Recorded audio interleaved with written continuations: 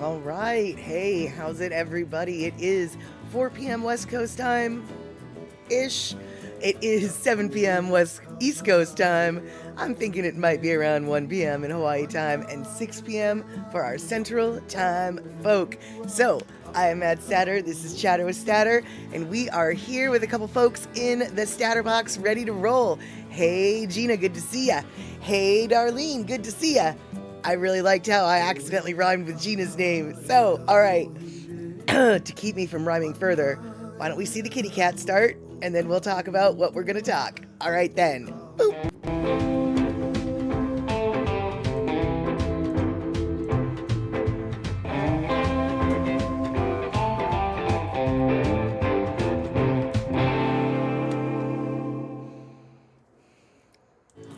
All right. Back to the chatter today. We've got a bunch of different nothises to do. That's right, nothises. That's the new word today. Actually, we've got some things that we can talk about, but we don't have to talk about them. But actually, that's not true. There is one thing I do need to talk about. Hold on, let me get that hair off my face.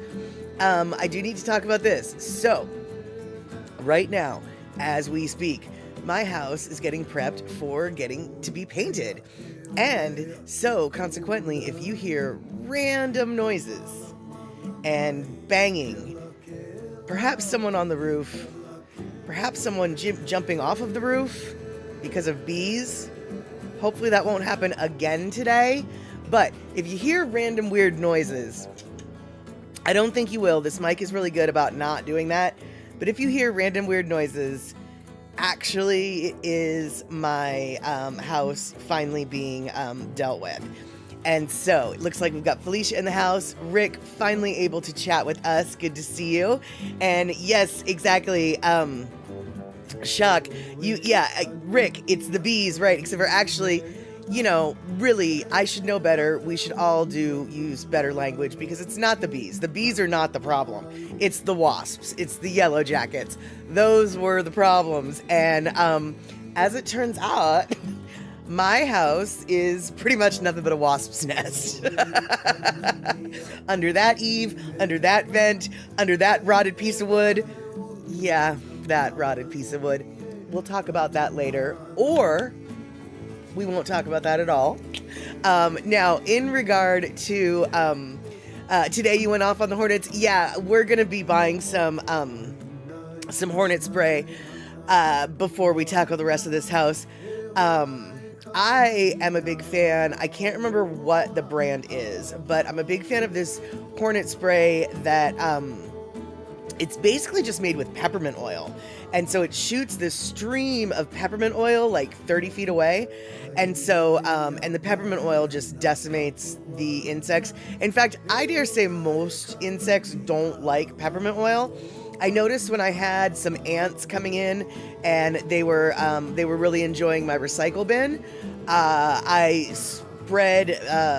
had some mint extract in my cupboard, and I'm not really a fan of mint to begin with, so I was like, well, whatever, I'll just, see if this works. and I basically like painted a little barrier, you know, across where they were going, and they freaked the flying fork out. They were like, oh heck no, we ain't touching that mint. So like I said, I can't remember what brand it is. It's an all natural hippie brand, whateverness, or at least that's what it advertises. I wouldn't be surprised if within the peppermint oil there's some like secret 1970s illegal chemical that actually kills the bugs, but the label says it's peppermint oil, which makes me feel better. And so, like I said, I don't remember what it's called, but I'm going to be looking for it at the hardware store later this afternoon or tomorrow. And it basically shoots a stream of like 30 feet long of peppermint oil, and yeah, well, you got to do that because you can't be close when you're spraying the waspies, because if you are close when you're spraying the waspies, apparently you might end up looking like some kind of Brazilian cosmetic surgery mess up, and you might end up saying some very bad words. I don't know who would do that. I don't know who would do something like that. I do know, though, that the last time I tangled with a hornet's nest, it was in the ground, didn't realize it was in the ground, and I was weeding around this hole. As it turns out, it's a hole in the ground. Didn't see it, didn't realize. And on this hillside was also a bunch of blackberry vines that have thorns and stuff. And so I'm like weeding, and suddenly my chest is like getting scratched with thorns, is what my brain thinks, you know? And then I like look at what's going on to see where the thorns are, and it's not thorns, it's this abyss in the whole hillside that is just swarming with bees coming at my chest, getting in my shirt, you know, blah, blah, blah. And they're not bees, they're wasps. So I freak out. Now, this is the front yard. This is my front flipping yard, right? Middle of the day. I freak out, tear my shirt off, no bra, no nothing. And I am shaking my shirt out, screaming as I'm running across, as I'm moving as quickly as I can. I wouldn't really call it a run. Up my driveway to get to my house. No, I don't know if any of my neighbors saw me. I don't know if, I hope they didn't. If they did, they never spoke of it again. But the last time I tangled with the wasps ended up with me shirtless in my front yard, swinging and yelling, trying to get everything out of, all the bees out of my shirt. And Terry in Scotland coming in with 2 viewers, Penelope and one of them. Yeah, that was an interesting story for you guys to come in on. That's right. Me, half naked in my front yard, screaming and yelling like a mad woman. But hornets have a way of making people scream and disrobe at speed. So says Shock, and I will stand behind that statement 1000%. Yeah, Darlene, one time got down your top, hurt like heck. Dude, seriously, one of the first times I remember, it wasn't the first time actually, but one of the first times I remember getting stung by a hornet, a yellow jacket, I was probably 8 years old, you know, totally at a time in your life where public nudity is not what you want to have happen. And I'm sitting at this soccer game and a wasp flies down my sweatshirt. And so because I wouldn't take my shirt off, all the adults around me were trying to kill the wasp in my shirt. Well, that only made the wasp angrier. So it bit me, it stung me, it bit me, because wasps can do that more than once. Bees sting you and die. Wasps, they can keep doing it. And so, yeah, the adults thought it was best to try to kill the wasp while it was still in my shirt. Because, you see, that's what is always a good idea, is to kill the wasp while it's still in your shirt. That was a really crummy day at the soccer field, I'll tell you that right now. I will tell you that right now. Let's see here. All right, so Terry in Scotland saying hello. And let's see who else did, and then Pinnell coming in. Perfect, perfect. All right. So, you guys, I didn't pull the colors for my house. I've seen a couple you'll ask, what's the colors? What's the colors? Very boring colors, navy blue and white. However, because some of you might be geeky like I am, I will pull for you the exact Sherman-Williams shades that we will be using on the house. But I have to go get them. And yeah, exactly, Shock. It's very classy. My friend Tony, who you guys know as Soda Wax, who sometimes shows up here on the stream, Soda Wax, when he saw my yellow and purple options, he lost his mind. He was just like, I can't let you do that. Like he turned into like the father figure that I didn't know I needed. I mean, he was just like, from a curb appeal point of view and blah, blah, blah, blah. I absolutely just cannot. I mean, he just absolutely, yeah, he threw himself, he was like, no, I will. Yeah. So, exactly, Shock. Friends don't let friends be gauche. And yeah, he was just having none of it. He was having none of it. He got on his phone. He's like, this is a good color scheme and blah, blah, blah, blah. But no to the yellow. And I was like, what about yellow with white? He's like, no, it must be blue and white. So fine. But, yeah, exactly, Rick. He spoke wisdom to crazy. He did. But check this out. Check this out. Crazy, for once, listened. Crazy actually listened. So I'm very thankful that Tony stepped in and basically smacked some reality in my face.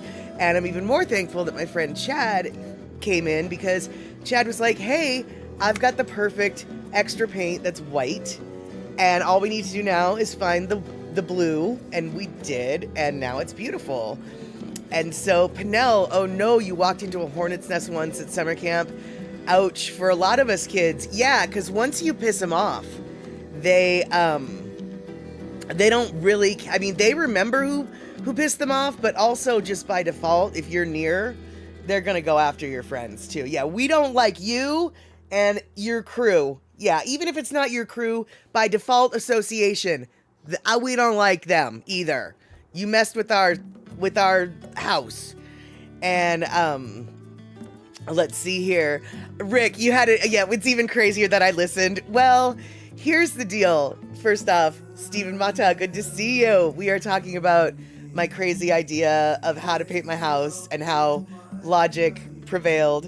And we're also talking about hornets and yellow jackets and all the horrible times that we interacted with hornets and yellow jackets.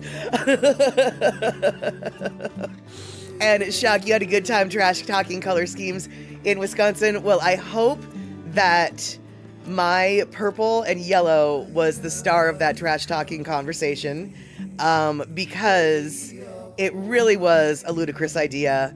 I mean, I'm not saying I don't like the idea. It was a ludicrous idea, but it's not that I still don't like the idea. And oh, Shock, oh no, there was just plenty of ridiculous color schemes right there to look at. Oh, okay, well, either way, I would have totally understood if my purple and yellow color scheme made you guys just A, want to die, and then B, roll over in your graves after you died.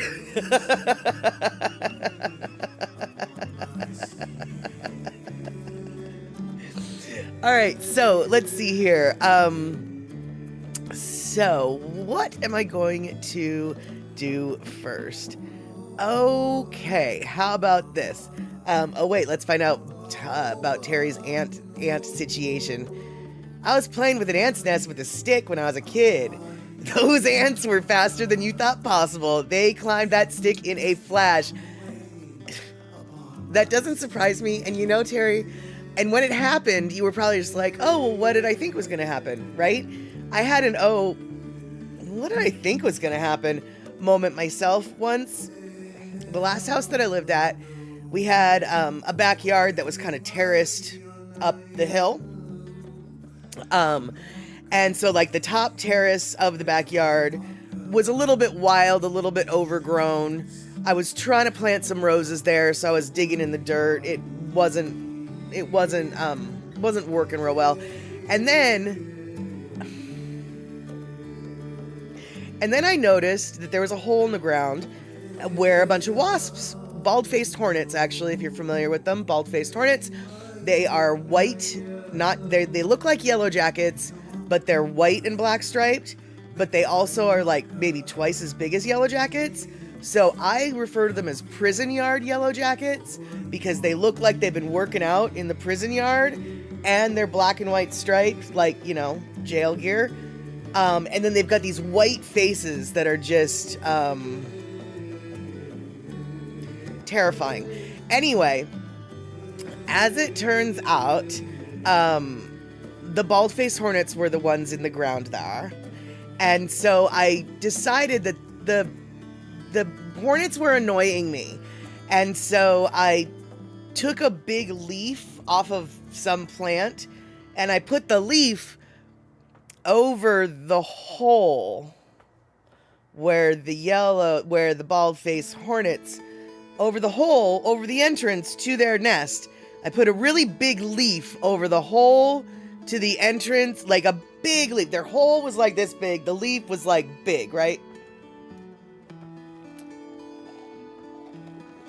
I put a really big leaf over the entrance to their nest.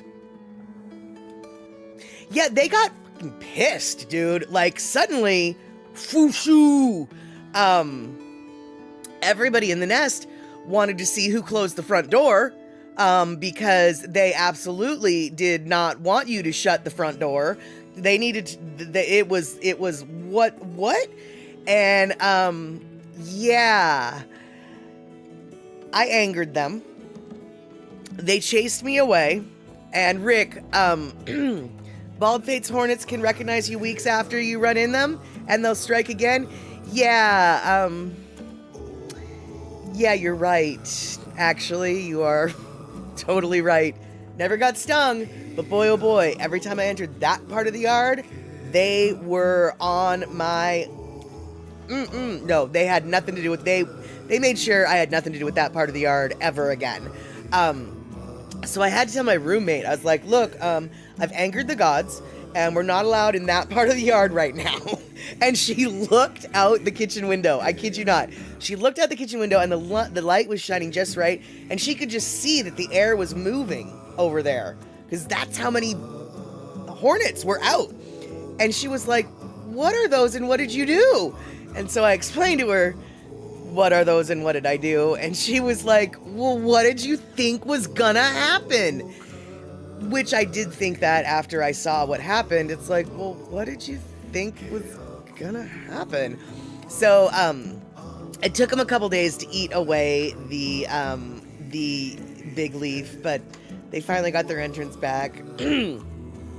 I never got to be in that part of the garden again, though. Hey, Picola T, electric sliding into the stream a little bit late. That is okay. We are, and Elaine coming in too. We are, I see, both on YouTube and on the Twitch side. And let's see here. And okay, Darlene, up north, Rick's brother got stung by those buggers, and for a bit, everything he went out to, they came at him again until they finally left. Yeah, man, I'm telling you, wasps are smarter than you would like to give them credit for. Yeah. And, Rick, that nest calls for 10 foot of garden hose filled with gas, then the flaming arrows begin. Yeah, I can appreciate that logic, and during wetter climes, that would be exactly the solution, but right now, and for the nests that are currently in and around the eaves of my house, we're not going to burn them down, okay? We're not going to burn down any nest that's on my house. Just saying.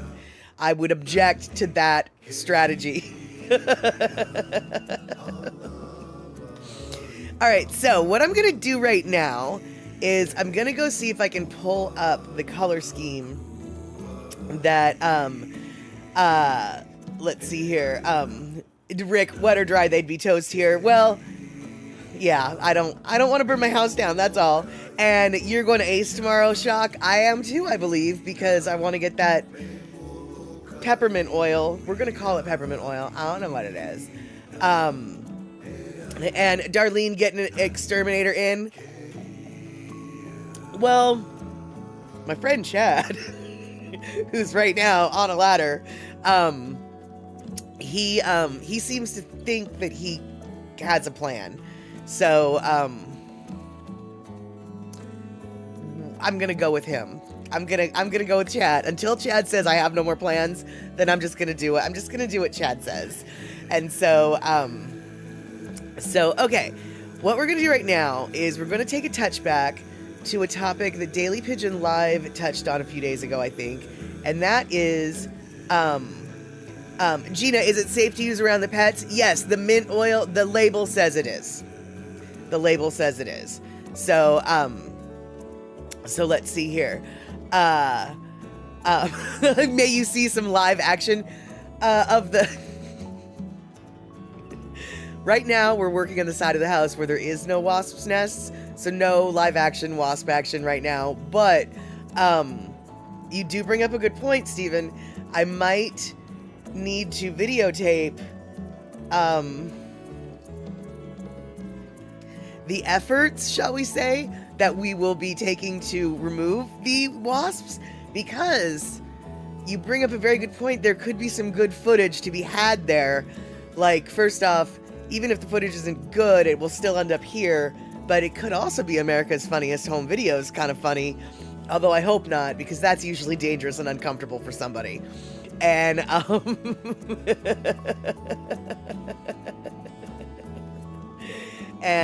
let's see here.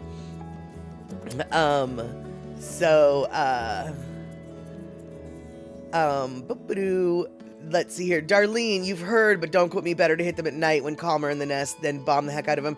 Yes, I've heard that too, and every time I've, dealt with, the hornets or the wasps' nests, I've always done it at night. And shock, exactly. People running around and screaming is always good. True. Truer words.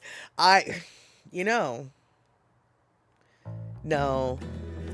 I was just thinking, I wonder if someone caught me when I, got the wasp and I was all running with my shirt off, but then it was like, no, that probably would have gone viral in the worst of ways, and so I probably would have known if someone got a video of that one.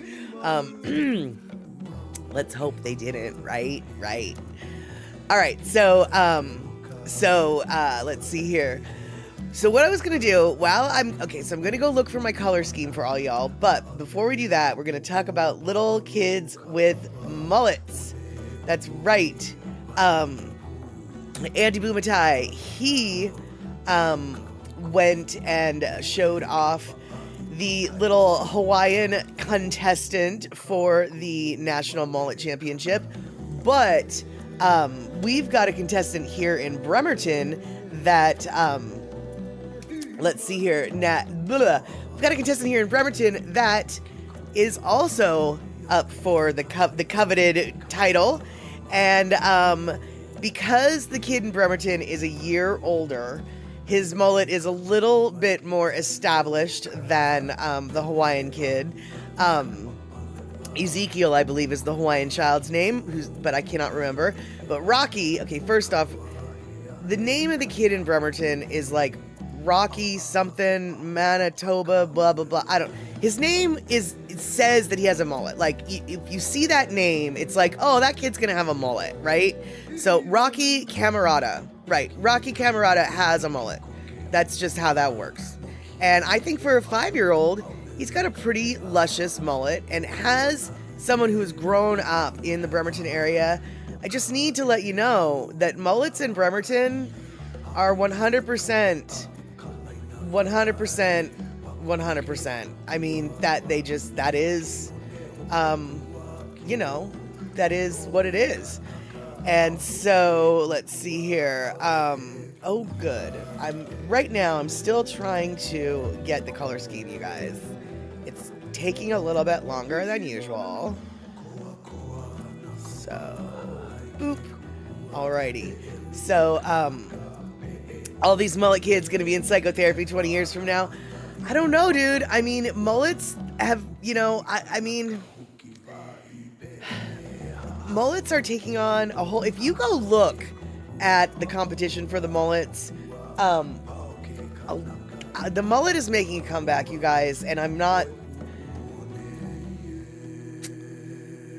like advocating for this comeback or anything. I'm not a supporter of this comeback or anything. I'm just recognizing, I'm just recognizing that it's coming back. And yeah, Bacola D, except in Bremerton, no psychotherapy there needed. Exactly. Well, as it turns out, the kid in Bremerton, the reason why he started to do it is because his dad is part of the Bremerton Fire Department. And so over COVID, I guess, because they couldn't get into their regular barbershopiness, all of the firemen in the Bremerton Fire Department decided to start growing mullets. And so the little kid just wanted to grow his hair like his dad did, right? So the little kid started growing the mullet. Well, then, I guess, like, the mom was totally not down with it. And so dad was like, look, once the pandemic's over, we'll cut his hair. Well, the kid loves his hair so much that the mom is just like, oh, I hate this hairstyle, but I'm not going to make him cut it because, he likes it. So she's a good mom. She's putting up with bad hair. But I have to say, like, I just don't understand why she doesn't enjoy her kid's hair, because that's some pretty good curl action he's got going on, right? I mean, that's some good hair. And so, Rick, you think you want to cut your hair into a mullet? There you go. There you have it. All right, so I'm on the verge, you guys. I'm on the verge of getting you the swatch. And let's see here. Uh-oh. See, you can see exactly what's going on right now. Look, I'm browsing. Boop. I did things wrong. I wasn't supposed to do this. You guys get to see behind the scenes of how this works. So, there we go. Uh-oh. Gotta get the musics. Boop. There we go. So, that's a really weird navy blue, and that's not really how it looks in the can, but that is the blue that I'm going to be using. And I figured most of you guys know what white looks like, so I didn't grab the white swatch, but there you go. We got ourselves navy blue. Boring navy blue with white. And nope, no test screen. That's the color swatch. That was me getting the color swatch and then showing off the color swatch. I didn't mean for you guys to watch that. I was supposed to push a different button, but I forgot to push the button. So you guys got to see the other stuffuses. And there you have it. So let's see here. Darlene, there was another time when I was barefooted and I stepped on a huge bee. It even got stuck in your foot. Oh no, and you had to pull it out. Your foot turned bright pink and swelled up. You even sprayed your foot immediately with the hose, cold water right away. And let's see here.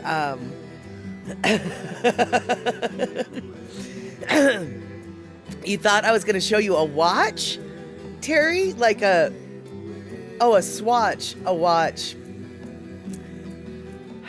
Words are hard. Words get very difficult sometimes. But you guys, when you get stung by your bees and your hornets and stuff, I hope you take Benadryl right away. I mean, even if you're not allergic, you should still take Benadryl, because you don't always know if you're not allergic, because you can suddenly get allergic even though you weren't allergic. So I'm a huge fan of having Benadryl on hand for all sorts of things, including bee stings. And when I say Benadryl, I don't mean the cream. I mean the in-your-mouth kind. It has more histamines, or antihistamines, or something. Yeah, there we go. Let's see here. Okay. Oh, I know what I was gonna do. Okay. So, today, we're gonna watch a quick little video that will eventually weave the topic that we will be maybe focusing on. And okay, good, Darlene, excellent. You did go ahead and take some Benadryl, put ice on it. Good, perfect. I always like to put a paste of baking soda on it too. Why?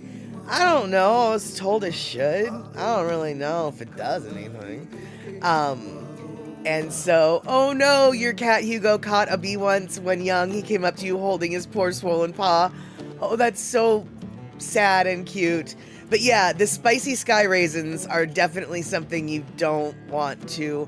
Dogs and cats need to learn that, sky raisins, that's flies. Sky raisins are fine. You can play with the sky raisins all you want. The spicy sky raisins, those are the bees and the wasps. You gotta watch out for those. And sometimes you don't know if it's a spicy sky raisin or not, apparently. And so, oh, Shock, okay, so you're saying that you remember the baking soda did help a lot, but your go-to is hot water now. That seems so counterintuitive. I'm not arguing with it, because a lot of times counterintuitive stuff is exactly what you need to do, but that just seems really counterintuitive. Where did you learn this? What is the logic behind it? What type of relief do you get from it? And are you uncomfortable now that I'm putting you on the spot like this? Sorry. I'm trying not to point at you. So, yeah. Okay, so when you had the nice and flush, the hot shower fixed it. Interesting. Okay. Weird. Weird, but okay. It's the hot spoon technique. I don't know what that means. And Darlene, oh no, your pup Pepper got stung in the face and swelled up too. Darlene, did your dog look kind of cute and funny? I mean, I know it's so bad when dogs get stung and their face gets puffed up, but some of the pictures I've seen of dogs whose faces are real puffy because of the bee stings are so flippin' cute. I mean, the dog is miserable and doesn't want to be touched, but I just want to touch that puffy face. And, Bugology.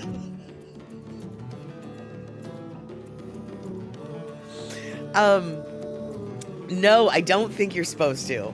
In fact, I don't think that that's a remedy for anything. I think that urinating on a sting of all sorts, like, I'm just not so sure that actually, I feel like that's a folktale, or that's folklore that doesn't actually work. But I don't know. Luckily, I don't know if it works or not, because I've never had to try to have it work. But I think it might not be true. And yeah, Darlene, exactly. Your pupper doggo looks so pathetic, like a little marshmallow face. Totally. Interesting, Shock. So you noticed that heat, like from the car door on a bug bite, made it feel better. So you looked it up and it's a thing. Okay. Let's see here. Shock. Peeing on things is bad, but if the sting is basic, then acid will neutralize it. Okay. True enough. However, and I kind of learned this through an internet meme that may or may not be true, but I think there is some truth to it. if you do find yourself in that situation, what you're really going to want to do is have your urinators use a cup. Like, they will urinate into the cup and then use the cup to apply it where needed. Because it ends up being a really traumatic experience if it's applied directly, shall we say. So, if any of you happen to be in a situation where you are required to perform such remedies, try to put it in a cup first. Just try to put it in a cup first. That's all I'm saying.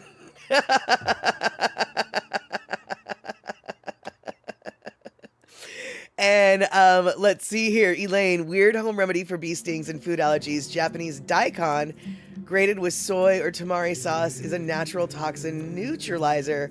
Benadryl knocks you out. A slice of daikon on the spot helps. Interesting. I never have daikon in the house, but for those of you who do, that I can get behind. That sounds like a good home remedy. And Darlene, see, I think that you are coming up with a much better solution. Now, I get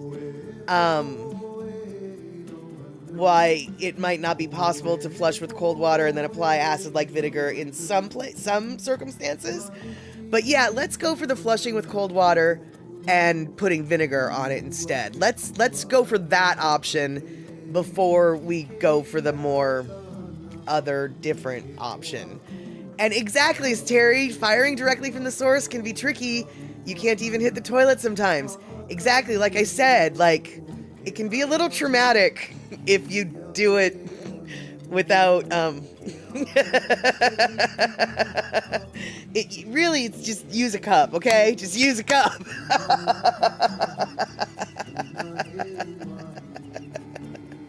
But Shock is a big fan of the hot water treatment, which honestly is probably the easiest, bestest treatment we can go for, right? Hot water treatment, 8 hours of relief, no vinegar, no fire hoses, so to speak.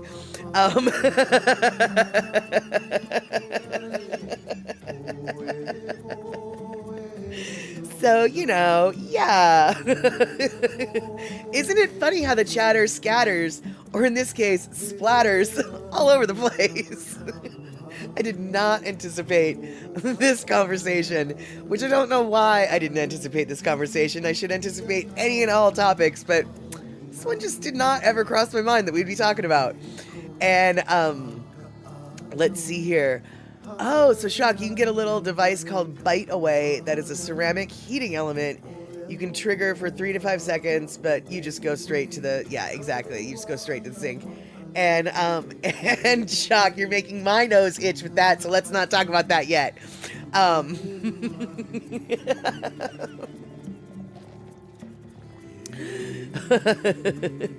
Yeah, Darlene, men might have it easier in that circumstance, but honestly, they clearly have it's clearly not as easy as we think it must be, because I have seen, we've all seen it, so never mind. Yeah. Today on Chatter Statter, we are playing Break the Show Host. Yeah, exactly. I know, right, Gina? That one stream where you like totally freaked out about the spiders, and you're just like, let's go back to the spiders now. Let's go back to the spiders.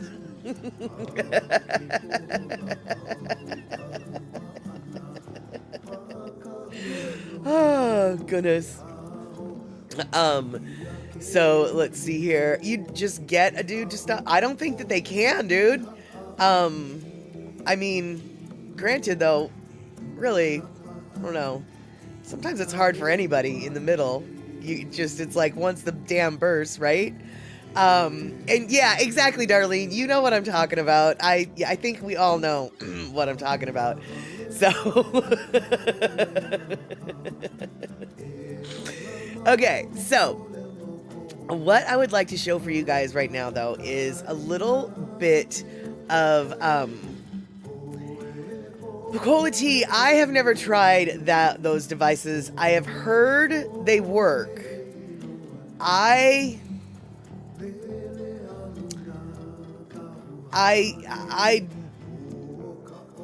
the only okay. I've heard those folding devices work, but quite honestly, I would only try them when I was standing in the I would before I used them in real life, I would test it standing in the shower. Because I feel like okay, so shock is coming in. I've tested it in the shower, but not in real life. Yeah, exactly. It's like I feel like it's either going to work or it's going to not work in the worst possible way. And I'm really, really afraid of the worst possible way. Because frankly, I would rather just hang my rear out and go that way than than risk a device that might not necessarily leak, but if it's not positioned right, could be problematic. I just, yeah. Yeah. I just feel like it could really be problematic. So, let's see here. Puzzycat, good to see you. Cola T, okay, your attempts were about 90% successful. See, right, but it's that 10% that's like, I don't really know if I want to deal with the 10% issue, you know? And I guess, well, yeah, the greenery that you've got in your neck of the woods, Shock, I can appreciate that because you've got stinging things and poison things. I mean, we do have stinging nettles, but those aren't, you don't, I mean, yeah. Generally, I'm not too afraid of the greenery in my neck of the woods. And the greenery that I am afraid of in my neck of the woods is very abundantly clear. Like, no, don't, I'm not going to go over there. That's full of Devil's Club. Are you kidding me? I'm not going to go over there. And, oh, and then disposal becomes an issue too. Yeah, ooh, yeah, yeah. But you know what, though? Now I am a little bit curious. Now that we've talked about it.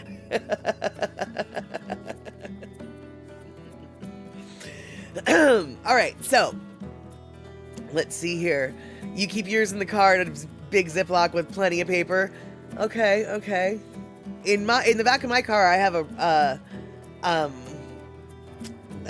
toilet paper roll. So, you know, I've got part of your kit. And under the seat so it doesn't get hot. Oh, that's a good plan, right? Because you don't want it to, yeah.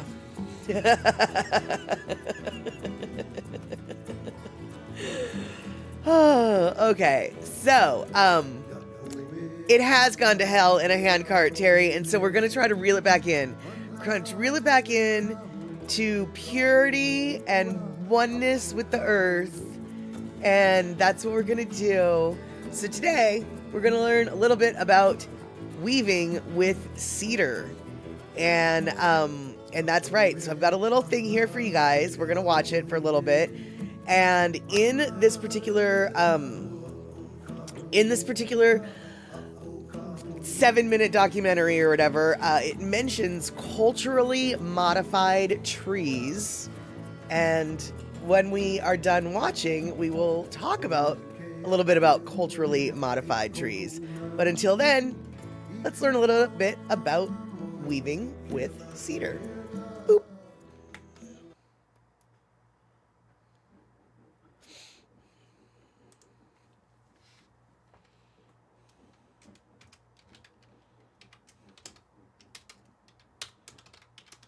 Hi, my name is Brenda Crabtree.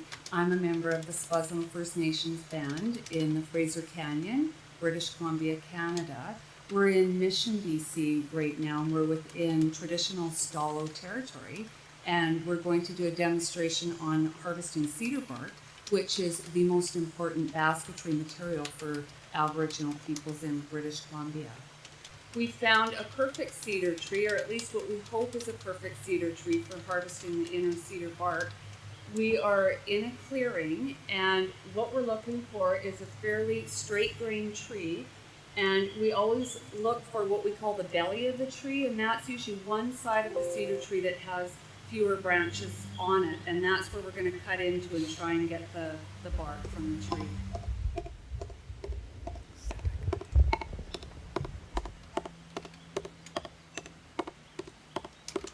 Or part it starts to curve up there anyway.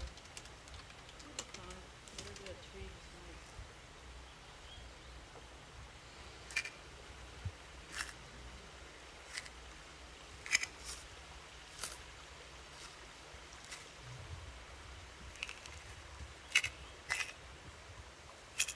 It'll run it. Well, see how it goes, and then you'll get your hand of it will not taper out.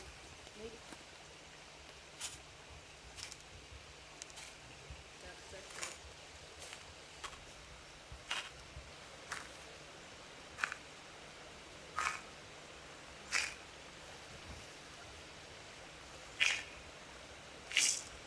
We just harvested a piece of bark from the tree, and we like to leave an offering after we've live harvested from the tree, and that is most often in the form of tobacco. So I'm just going to leave a small amount of tobacco at the base of the tree as a thank you. But what we mostly prefer to do now is, rather than live harvest from the trees that are available, is we try and utilize forestry waste products. So we approach logging companies, and they allow us into their booming grounds and peel the cedar logs that they've already cut down for building or for export. So now that we have the strip of cedar bark off of the tree, what we need to do is we need to look at the grain, and it's got beautiful straight grain, which is perfect for weaving baskets. And we know that it's nice and moist, the inner bark, but what we have to do is we have to separate the rough outer bark from the inner bark.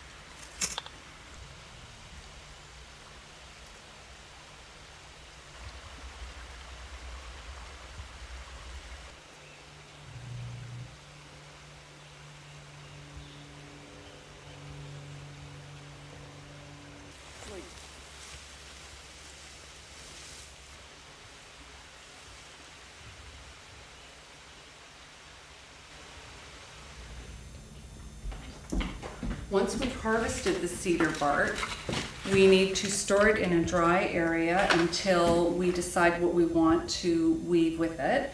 Then it has to be re-soaked and processed down to smaller pieces depending on the project that we're working on. I have some red inner cedar bark processed down into narrower strips that are ready for weaving a basket. And I've got a sample of a basket in process here, and you can see that there's an inner wall. It's a double walled basket, and it's got finer strips on the outside, and the twining, the finer strips of cedar that's used to hold the basket together, is actually processed down to a very small size like this. My grandmother was my weaving teacher, and this is one of her baskets that she made. It's actually made from the cedar tree, but not the inner bark. It's made from the cedar roots. The technique that's used for weaving this basket is a coiled method. So the roots are actually harvested, peeled, and split, and they're hand sewn. This basket would be soaked in water for about 20 minutes, and the roots would swell. So in fact, it was used as a water carrying container. It was also used for cooking, in that you could put hot rocks heated up in a fire into the basket, which would in turn steam the water and would steam the food. The design on this basket usually belongs to a specific family. The embellishment, you see the red, is actually wild cherry bark that's harvested within this territory. The white design is canary grass that's been dried and preserved and used as an overlay. And the black is actually the red cherry bark that's been buried in mud until it turns black. Maidenhair fern is actually used to embellish basketry, to apply design, and it's a technique called false embroidery, and it gives just a beautiful blackish reddish color to the basket design. Well, cedar bark was used for many things, such as clothing. It was pounded and softened and woven into capes and skirts. Stolo people also made cedar hats. And I'm currently in the process of weaving a hat, and hats are usually woven on a wooden mold. And you can see that I've got the red inner cedar bark warp, very finely split, and the finer yellow cedar twining. It's the inner cedar bark from the yellow cedar tree. And some of the other decorative elements that we make to utilize the smaller leftover pieces from the bark are earrings. Aboriginal art in British Columbia has never been static. It has evolved according to the materials and technology available, including the thousands of years before colonization. Contemporary Aboriginal art forms provide a reinterpretation and re-representation of techniques, materials, form, and function. The perpetuation of traditional knowledge through both learning and teaching creates an emotional and intellectual engagement of the spirit, mind, and body, which in turn provides a creative foundation for Indigenous art. Revitalization of Indigenous art forms is a global education initiative, and the collection and exchange of information nurtures the creative spirit of all Indigenous peoples.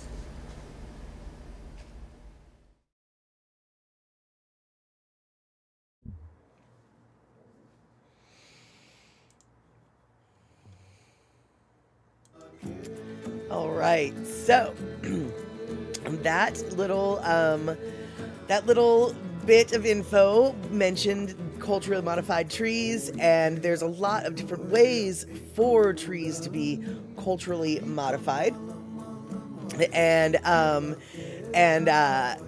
one of the ways is the marking of where the bark is harvested. And yeah, I can only assume that there is a little bit of a risk to exposing the tree to viruses and other pathogens. That being said, back in the day, before there was invasive species and beetles and this, that, and t'other, I'm going to go on a limb and say that the forest ecosystem was in balance in such a way that the trees were able to heal and recover themselves without too much risk. Because you can definitely, if you go walking in the forest, find trees that do have it looked like their bark was removed, but then the bark does eventually sort of regrow, and it creates a scar. And I know that we had a cedar tree in my house growing up, and my dad cut into it a little bit so he could mount a bird feeder to it, and I was wholly offended.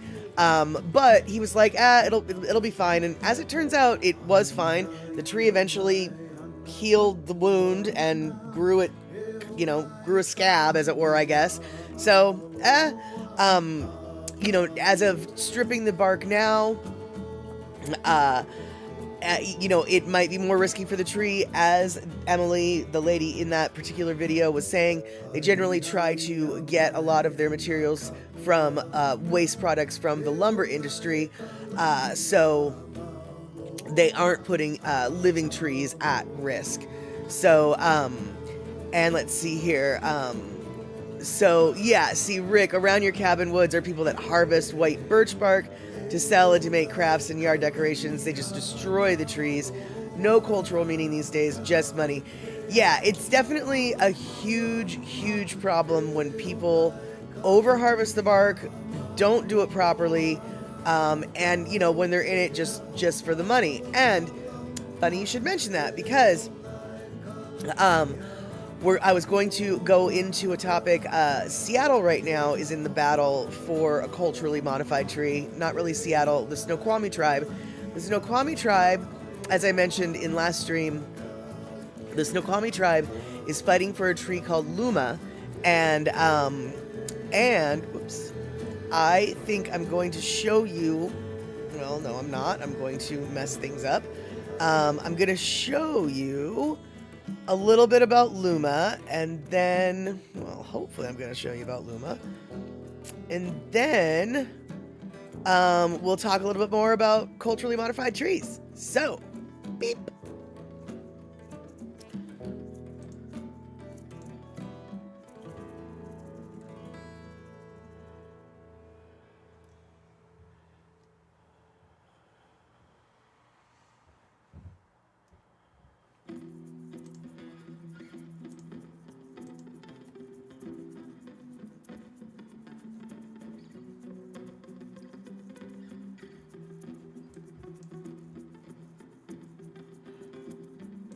Greg, tonight the owner of a tree service provider says he will not cut the tree down and sent a letter to the city saying the public notice should be removed. Tonight a King 5 camera got a up-close view of the fight to save a tall red cedar now named Luma.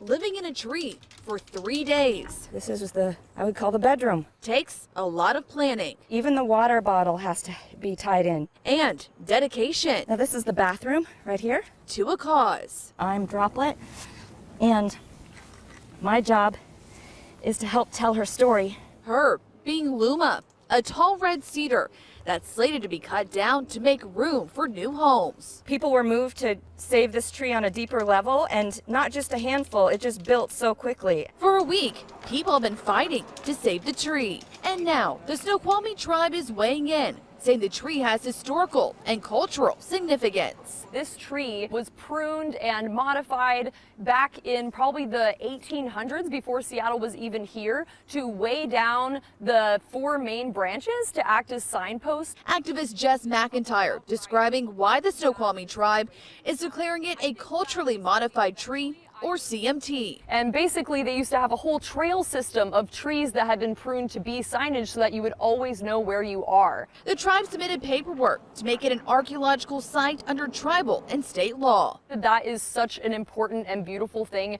to preserve, since a lot of us have forgotten, the history of this land, where we are. It just goes up. It's so beautiful. And could be a big win for activists. There's a 5-gallon bucket that's full of dried foods so that we can stay here for as long as we can. Who are in it for the long haul. We are staying here until this tree is safe and cannot be cut down. All right, bye for now. The Snoqualmie tribe asked the city to permanently remove its permit, and in a statement the tribe says the city claims its hands are tied and cannot stop the proposed development. We've reached out to the city and the developer tonight, but have not heard back yet. For now, live in Seattle, Julie Calhoun, King 5 News. Okay, so can you see okay, so this is a picture of the tree from below, looking up in the campsite. But this next picture, there we go. Where the lady is hugging, you can see that the bark has been stripped off. You can see that irregular stripping. That piece of bark was removed by someone who didn't know what they were doing, and not by the tribe. That piece of bark was not removed properly. It was not removed with permission. The tribe is a little bit upset that someone did do that. However, the tribe also recognizes that it was most likely done, because it was done very recently, it was most likely done after the tree was destined to be cut down, and the bark was probably removed by somebody who wanted a piece of that tree to remember, because the tribe is giving the person the benefit of the doubt that they were taking a memento from the tree, thinking the tree was about to be removed. We obviously don't know that. Now, why do I know that the tribe thinks that? Because I actually contacted the tribe via social media and asked. I made an inquiry. Now, you're saying that it's a culturally modified tree because of the modifications of the branches, But I said, well, what about the stripping? Wouldn't that be another cultural modification that would increase your claims to the culturally modified tree that needs to be saved? At which point Snoqualmie was like, we would love to take credit if that was the case, and we would call it, if that was done by us, we would add it to our claim of this is another reason why it needs to stay. They're like, but we did not do this. We did not give permission for this. We do not appreciate that it was done. It was done incorrectly, blah, blah, blah. And so I do happen to know that the removal of the bark on this particular tree was done, A, incorrectly, and B, not for native purposes. But the tribe, like I said, is giving them the benefit of the doubt. Like the person who did it most likely thought the tree was going to be cut down. So there you go. But on the bright side, so that news clip, I chose that news clip because it was the shortest and it sort of synopsisized, that's a word now, the situation to a degree. Well, there is a little bit more to it. The tribe has actually successfully filed paperwork to to have it designated an archaeological site that needs to be taken care of, or at least needs to have further paperwork review. So even though the city of Seattle is saying that their hands are tied, they've already okayed it, now suddenly developer has 2 more levels of bureaucracy. I can't remember specifically what the departments of the departments are, but they have to basically go through an archaeological review and then one other kind of review as well. And so the tree is definitely saved for the next 60 days. After those reviews get done, it's a little bit up in the air. Not quite sure exactly what's happening, but for the next 60 days, that tree is, in theory, off the chopping block. That being said, as I mentioned in the previous stream when we were talking about this, if somebody comes in and cuts it down overnight, it's gone.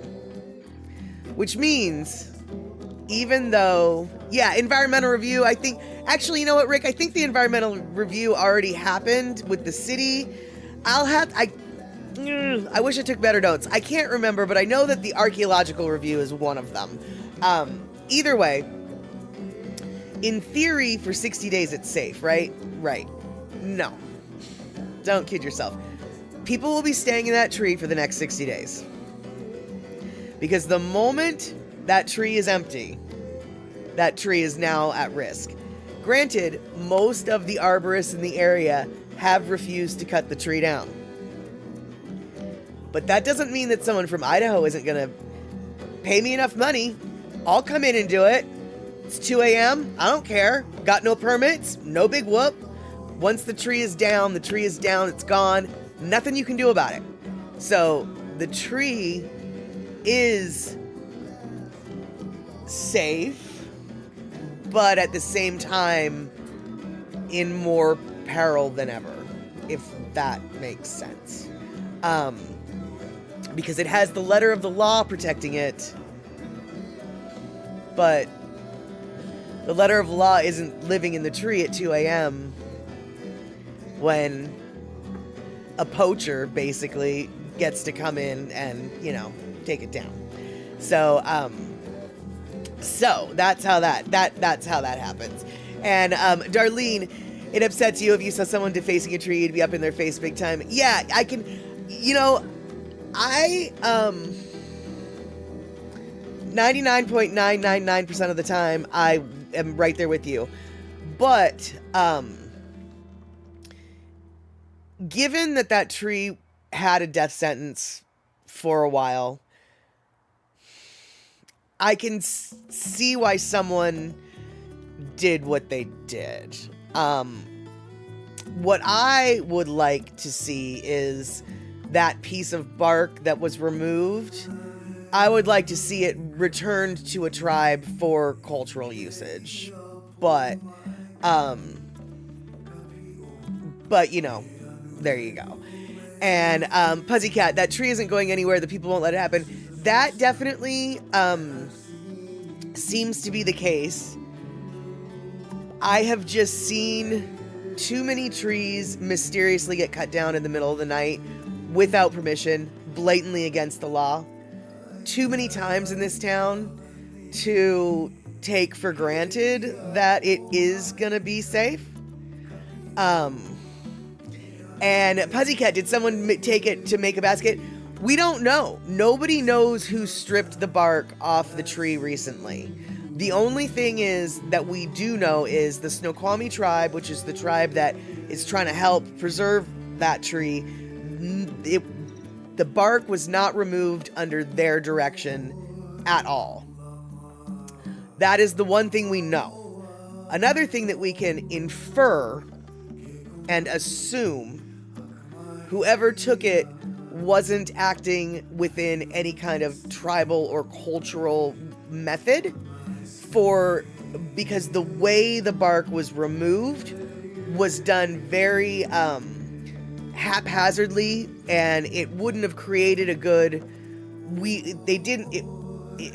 It was a piss poor harvest, I guess is what I'm saying. They really botched the harvesting, and so whoever did it didn't know how to harvest the bark properly.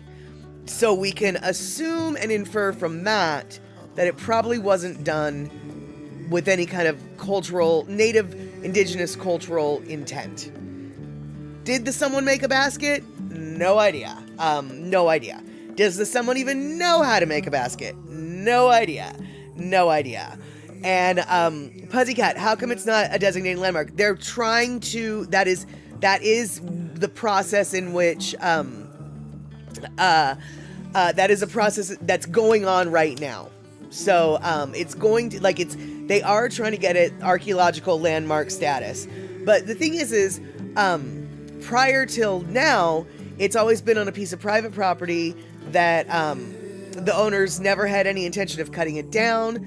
The original developments of that area, which were built in the 1940s, the developers decided that some trees were definitely worth keeping, and that was one of the bigger, they had some foresight back then, and that was one of the bigger ones that they thought was worth keeping, and so as luck would have it, they kept it, which now to this day we can recognize what that tree originally was for. Now, one thing that the developers are kind of harping on, because right now the developers, they want to make three housing units on the property, but the tree is firmly in the middle of where they want to put one of the houses.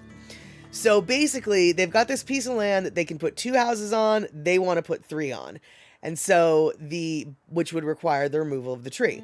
So the developers, the land developers, their argument is they're trying to, provide affordable housing and blah, blah, blah, blah, blah. They've got a great PR spin. However,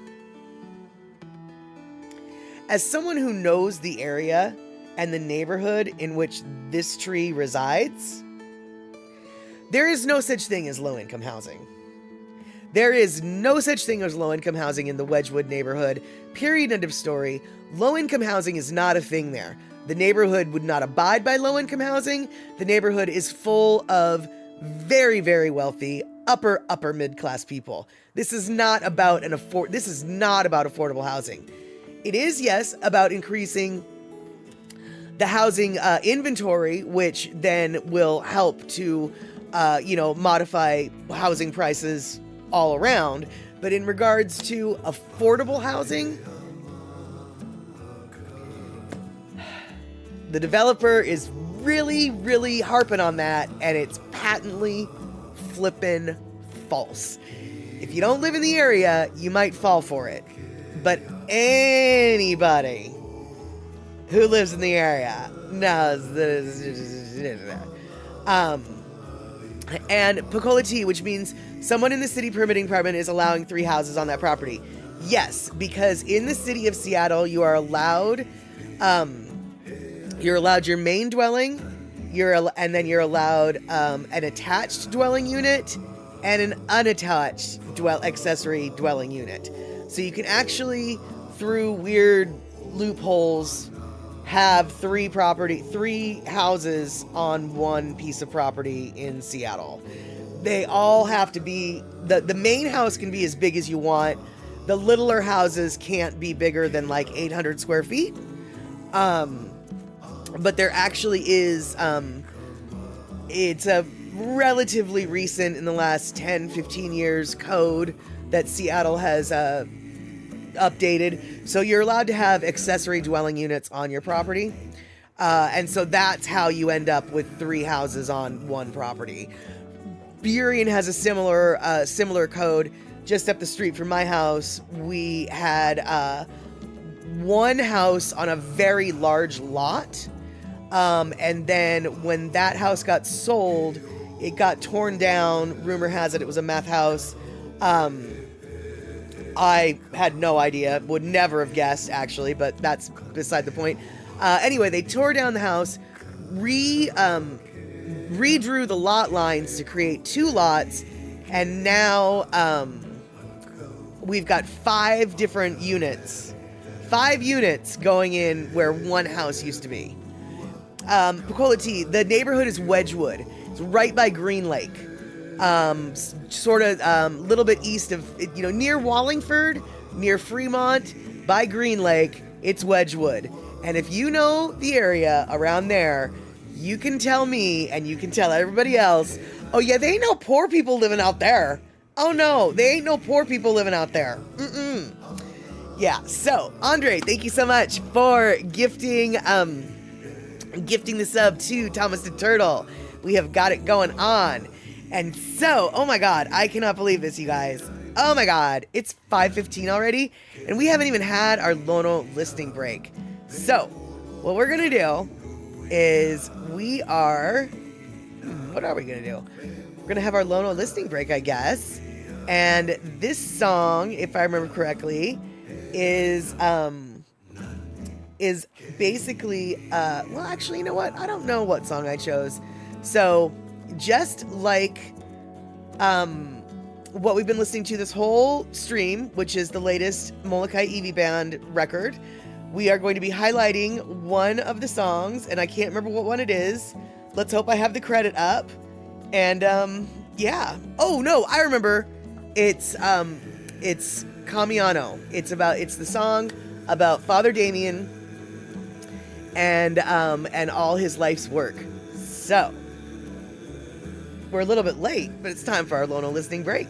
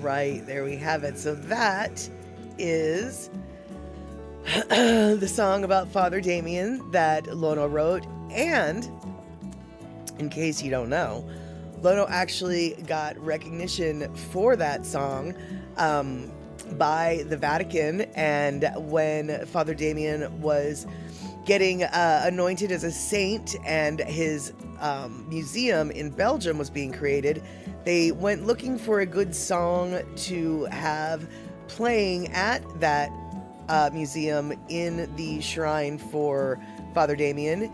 And Lono's tune was picked, and in recognition for his work for writing that song, he was gifted a tapestry that looks a little bit like this. And I believe there's only 5 or 6 of these in existence. One of them was gifted to Lono for that song. One of them hangs in the state of Hawaii, I think in the Bishop Museum. One of them is in the Vatican. One of them hangs at his shrine in Belgium. And I think there's a 5th one, but I'm not going to tell you where it's at. Probably someplace in the United States, you know, congressional archives or whatever. Andre, did Damien make sainthood yet? I feel like he did, but I don't actually know. But what I do know is not many of these tapestries were created. Like I said, only 5 or 6. And Lono happened to be the recipient of one of them. So even though our friend Lono isn't necessarily the most famous person on earth or the biggest rock star ever, his music has reached audiences literally worldwide. And so I think it's very special that he was gifted that particular tapestry for that song. And he definitely utilized his musical knowledge to help secure that win. He wrote that tune in 3/4 time. I've mentioned this before. And one of the official national dances for Belgium happens to be a waltz. The waltz is always performed in 3/4 time.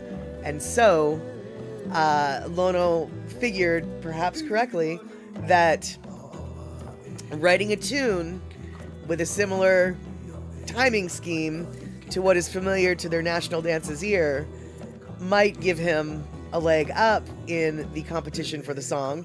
And who knows if it was the time signature that did it or not, but it certainly helped get him that win. And let's see here. Father Damien was canonized by Pope Benedict on October 2009. So yes, that's what I thought. That is what I thought. And so Damien de Voister's feast day is May 10th. I don't know how to say Father Damien, Saint Damien's last name. So there we go. But let's see here. Pussycat, imagine. So we go from saints to sinners all in one fell swoop here at the Chatter, because that's what we do. Saints and sinners. We love you both. Pussycat, imagine that, smoking crack in a 1,000-year-old tree in the woods. What was she thinking? She was so high, she burned down the whole tree. Jeez. And let's see here. Picola T, summing things up nicely. We've gone from peeing on bee stings to smoking crack in an old tree. What kind of stream is this anyway? It's a stream for the saints and the sinners. That's it. It's a stream for saints and sinners. And let's see here. Lono is one talented individual, and indeed, I love the music and the stories around his music. I absolutely love the stories surrounding his music. So we were definitely very fortunate yesterday to be able to visit with Lono on Daily Pigeon Live, and he got to tell a little bit about the stories behind the latest album, which basically kind of echoed a little bit of what I was hinting at on previous streams. That record got made twice. It had to be undone and redone and this, that, and the other thing. That was a struggle for a record, and it finally came out. And if you want to purchase it for yourself, LonoMusic.com. When ancestors speak, it's all good. It's ready for download. You'll get the lyrics, you'll get the liner notes, You get a little bit of stories behind it. Beautiful, beautiful thing. I encourage you to buy that album. And if you already have that album, you can always just buy a gift card for a friend and they can buy that album later. And so, let's see here. Pinnell, an old tree in the Niagara region, now has a fence all around it to protect it from bad people. That is so annoying. And when I say that is so annoying, I mean on so many levels. It's so annoying that there's a fence around a tree. But what's even more annoying is that there has to be a fence around a tree. That is just so counterintuitive to what the tree is supposed to be. But I totally understand, like, gotta protect the tree from the idiots. Idiots. And so, that's what I have to say about that. And let's see here. Pecola T, do you know what two Hawaii statues stand in the Statuary Hall in the U.S. Capitol? Kamehameha and Father Damien. Not at all surprised about Kamehameha. Did not know about Father Damien, but honestly, you know, kind of makes sense. If it's one thing that everybody knows about Molokai, for better or for worse, is the former leper colony. That is unfortunately what it is associated with. And so it is nice that the gentleman who helped all those people with Hansen's disease really got, you know,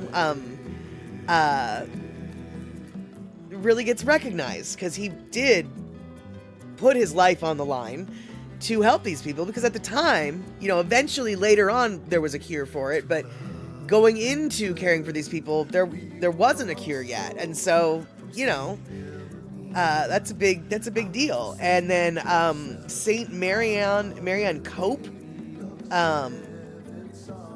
is also a saint. I don't even know what that is, but apparently she was also from Molokai. Not particularly surprised that super religious people are coming out of Molokai. Molokai is